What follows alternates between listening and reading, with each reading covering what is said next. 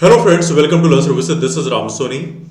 हमारे कुछ फ्रेंड्स के ऐसे मैसेज हैं कि यूपीएससी का जो फॉर्म भरना है यूपीएससी 2023 का, इस फॉर्म में क्या हमें ओबीसी का नया कास्ट सर्टिफिकेट बनवाना पड़ेगा।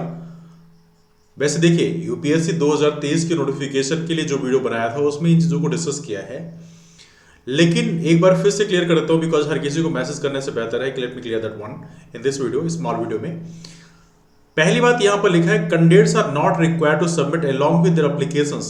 अपने एप्लीकेशन के साथ कोई भी सर्टिफिकेट आपको सपोर्ट में सबमिट नहीं करना है। पहली बात तो ये है, that's the first thing. Main examination जब होंगे उस समय आपका वेरीफाई किया जाएगा, उस समय आपको सबमिट करना होगा। पहली बात तो ये आपके सामने लिखी है। इसके बाद आप 22वें पेज में चलेंगे, यहां पर प्रॉपर तरीके से लिखा हुआ है ओबीसी नॉन क्रिमिनल के लिए।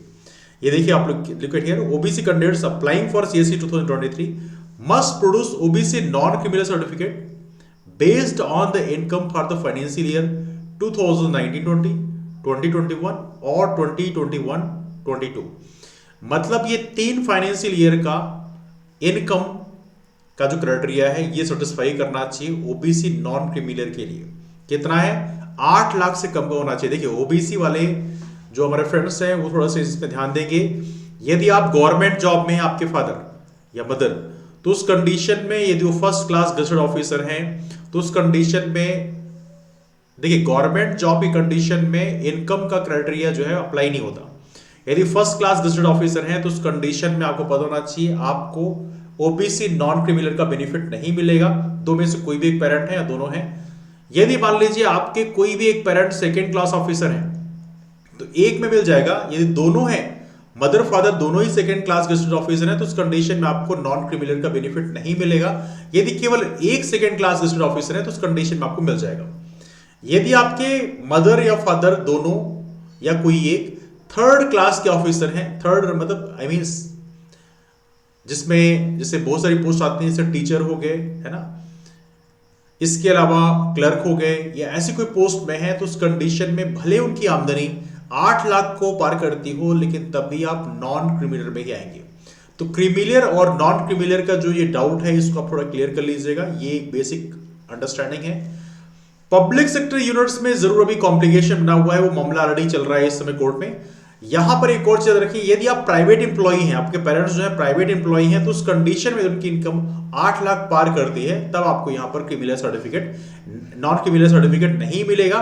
तो इसको यहां पर आप लोग याद रखेंगे। तो नॉन क्रिमिनल सर्टिफिकेट की बात करें तो आपको ये सभी को याद रखना पड़ेगा। जितने भी फ्रेंड्स हमारे ऐसे हैं जो ओबीसी कैटेगरी से बिलोंग करते हैं and they want to submit non criminal certificate, उनको इस चीज को याद रखना है कि इनको अपना जो सर्टिफिकेट है 1 अप्रैल 2022 के बाद का होना चाहिए।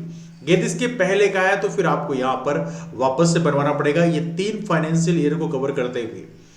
दूसरी बात यहां पर एक और याद रखना है आपको कि ये जो आपका इनकम सर्टिफिकेट है 21 फरवरी 2023 के पहले का अप्लाई होगा 2023 के प्रीलिम्स में। तो ये भी आप लोग याद रखें। हालांकि 21 फरवरी तो अभी आने में बहुत टाइम है तो उसका कोई मतलब नहीं है, लेकिन यस आपको इस चीज को ध्यान रखना है कि आपका जो इनकम सर्टिफिकेट है वो 1 अप्रैल 2022 के बाद का होना चाहिए।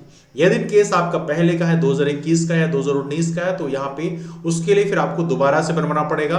यहाँ पे उसको रिन्यू कराना पड़ेगा। 2019, 20, 21 और 21-22 ये 3 फाइनेंशियल ईयर को कवर करते हुए आपको अपने ओबीसी नॉन क्रिमिनल सर्टिफिकेट को बनवाना पड़ेगा। I am sure you got the clarity about this one. यदि आपके पास फिर भी डाउट्स हैं तो आप नीचे कमेंट करके पूछ सकते हैं। साथ में हमारा लर्न सर्विसेज नाम का टेलीग्राम ग्रुप भी ज्वाइन कर सकते हैं।